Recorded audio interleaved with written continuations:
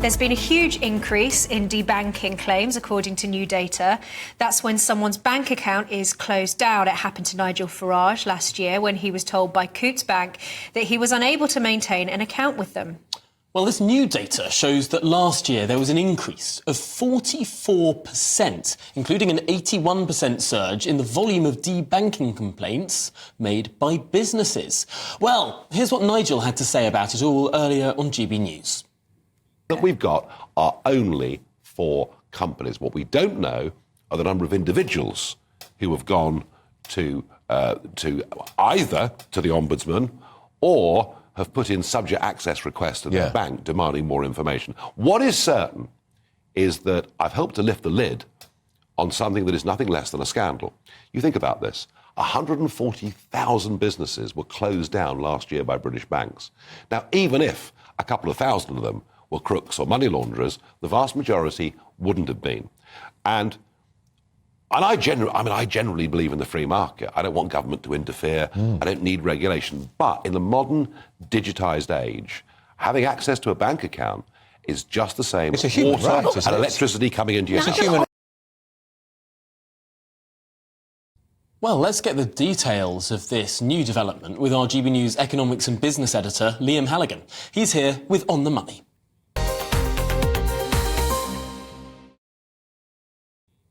Liam, this is a growing scandal. It is indeed. It's worth going over once again the news that we're discussing today, because we have had this report from the Financial Ombudsman Service, and it's worth just looking again at the numbers about the extent of debanking in this country. So let's have a look at them. The Financial Ombudsman Service has reported today a sharp rise in the number of complaints, as Nigel rightly says, from businesses about their bank accounts being frozen or closed down. 3,900 firms have raised concerns about those frozen and closed accounts this year. That's up from 2,700 over the previous year. That's 44% increase, and 36% of claimants' complaints were upheld over the last year, compared to just 30% of a much smaller number the year before. Look, this is a national scandal. I don't know why this is being allowed to happen, because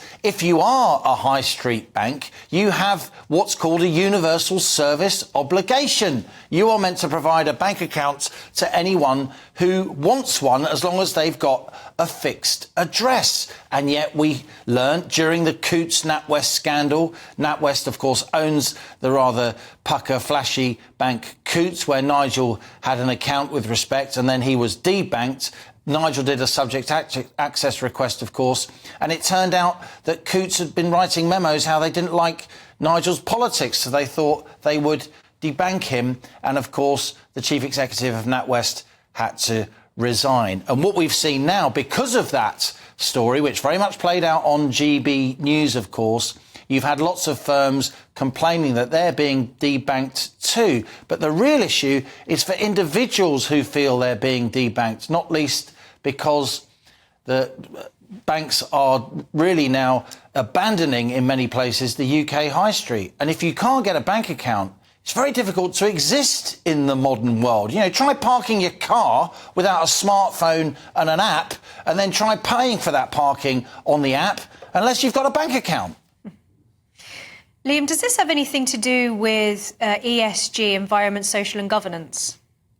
I think it may be partly that. I think there are many pretexts that banks are using to debank people, as we learned in the Nigel Farage case. That was a straight, undeniable case of bureaucrats in a bank not liking the politics of somebody who stood in multiple national elections and, of course, was an MEP for many years and who led parties, two separate parties who won two national elections. I'm talking, of course, about Nigel Farage, and yet they didn't like his politics, so they debanked him. And I think other people will feel that their firms are being debanked because maybe they don't comply with certain attitudes when it comes to environmental, social and governance issues, the ESG agenda, which you just mentioned, which of course is very powerful now across many boardrooms in the UK. People are petrified to not comply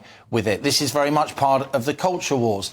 But look, banks want to get rid of accounts that they don't think are profitable. Banks want to get rid of branches because branches are expensive. Banks want to be completely online because that's cheaper and easier for them. And they don't want to deal with the small fry. They don't want to deal with ordinary people with not very much money or small firms with not very much money. But that is why, for centuries in this country, if you've had a banking licence, you have a universal obligation. A banking licence is literally a licence to print money. And the quid pro quo of that, the bargain, if you like, is that you must then, as the bank, provide bank accounts to those who, even if they're not very commercially interesting to you. Our financial services sector, the tech giant sector, is now so powerful that they're pushing away that universal services obligation. And quite frankly, as a long-term observer of these trends, I'm pretty confused as to why the regulator, the Financial Conduct Authority and others aren't reinforcing this universal service obligation and telling the banks, look, you have to provide bank accounts to these firms and to ordinary people, even when you don't want to.